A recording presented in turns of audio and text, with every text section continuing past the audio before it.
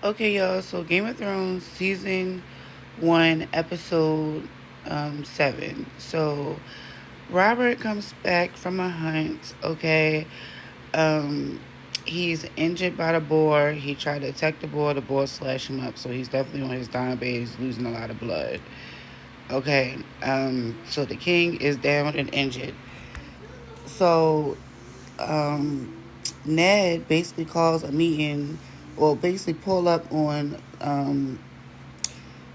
Cersei or whatever, and was basically telling Cersei like, yeah, I know that your kids is not your not Roberts. I know that they are from your brother Jamie, and I know that my son had saw you, and that's the reason why he y'all pushed him out the window or whatever.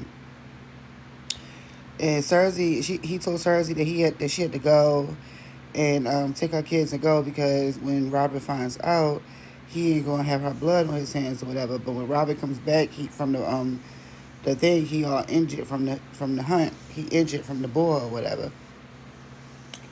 Now we get to see Tyrion, not Tyrion, but Tywin, their father, Jamie Lannister, Tyrion Lannister, and Cersei Lannister's father, Tywin Lannister, who is in charge of their house, Lannister. Okay, and Jamie, he was telling Jamie like, you shouldn't have never had, you know, tested that stock that wasn't smart. And then he was like, well, if he was going to do that while he ain't gone or whatever the case may be. So he basically telling him that he could go and get Tyrion back from the Vale or whatever. And he gonna give him some men to go do that. But he basically just telling Jamie like, you don't think, like, y'all not thinking smart or whatever the case may be. It's like he always got to clean up that mess for real, for real. He want them to be the person that he want them to be, but none of them is really being what they want them to be. I think the only person that's really like walking in his image is freaking Cersei for real, for real. And that girl was something diabolical. Like, so Robert tells um, Robert tells Ned to write down, that Ned is going to be the regent of the seven kingdoms, the Lord, until Joffrey becomes of age, and then Joffrey is going to take the throne. But Ned knows that Joffrey is not the rightful heir, so he basically put until a lawful heir reaches he until a lawful heir reaches the rightful age or whatever. He gets word to Stannis, who is um, Robert's older brother, next in line. So that's his younger brother. Okay, Stannis Baratheon. And he was talking to Remley, and Remley was like, now that Robert is in the bed, we need to go and siege Cersei and Joffrey and hold them captive and yada yada yada. But Ned was like, I'm not doing all that. Like, we ain't doing that. But Ned would have been smart to do that and listen, but he just didn't listen for real, for real. Because Ned like to do honor. Like, he don't know how treacherous King's Landing is. Like, he's been there for months, over 6 months. He didn't see how treacherous these people were. You know what I'm saying? But yeah, so Littlefinger basically like coming in and let him know like, you need to squash all the beef with the Lannisters or whatever the case may be. Crown Joffrey, marry your daughter to Joffrey, yada yada yada, and squash all the beef with the Lannisters and let everything be. But he was like, no, I'm gonna base. He basically, don't feel like Joffrey should be on the throne and stuff like that. Um, So Littlefinger was supposed to have got him some gold cloaks or whatever to help him, get the throne or whatever, so that Joffrey and them wouldn't overtake the throne and stuff. When they get there, Harold Littlefinger's traded on them. They killed all of Ned's guards and everybody who was good and noble to Ned up in there and killed them, right? So when they got up in there, he read the paper. He was like, "Oh, you Lord Regent or whatever," and or whatever the case may be. Cersei took that piece of paper and ripped that damn paper up and said, "This is just a piece of paper. Like, what you think that this is supposed to do something?" Like, she don't. She was like, "We got a new king now."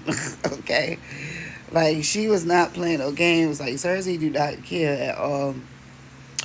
So back over in Essos, Okay, it was a hit on Danny's life. Okay, so the guy Sir Jorah Mormont, he had got a pardon or whatever, basically because he feeding information to whoever is overseas. I think Varys.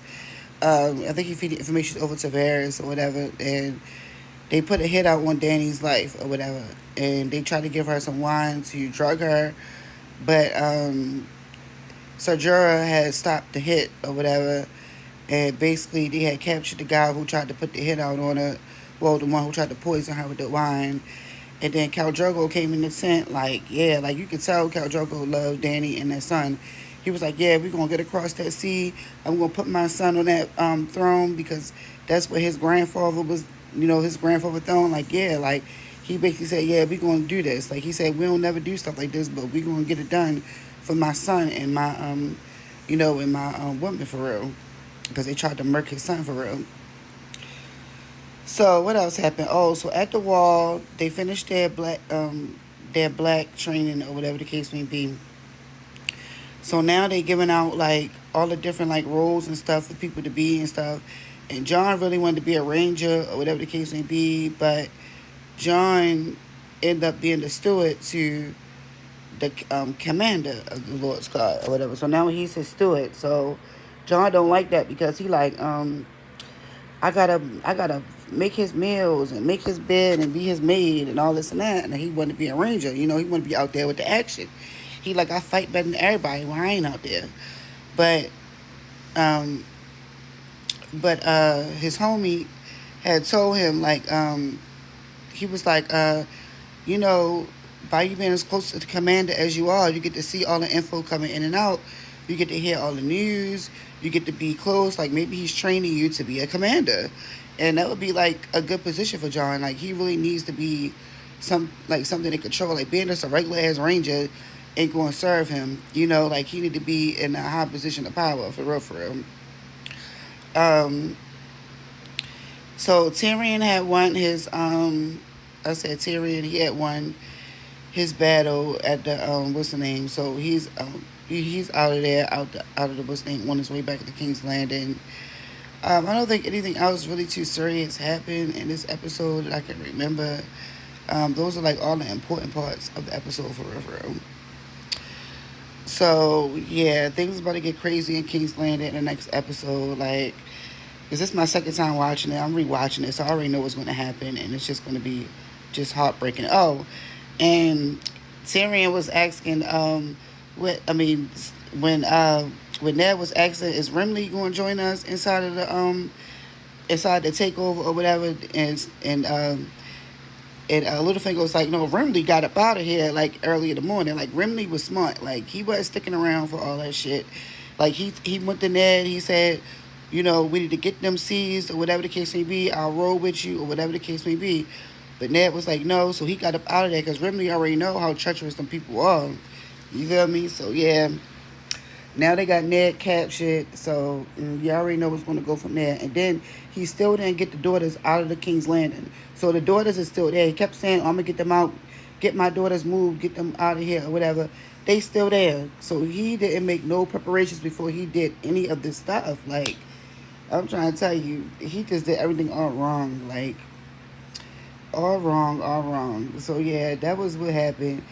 If y'all rewatching like I am, go ahead and let me know what y'all think about it. Drop your comments and I'll see you on the next one.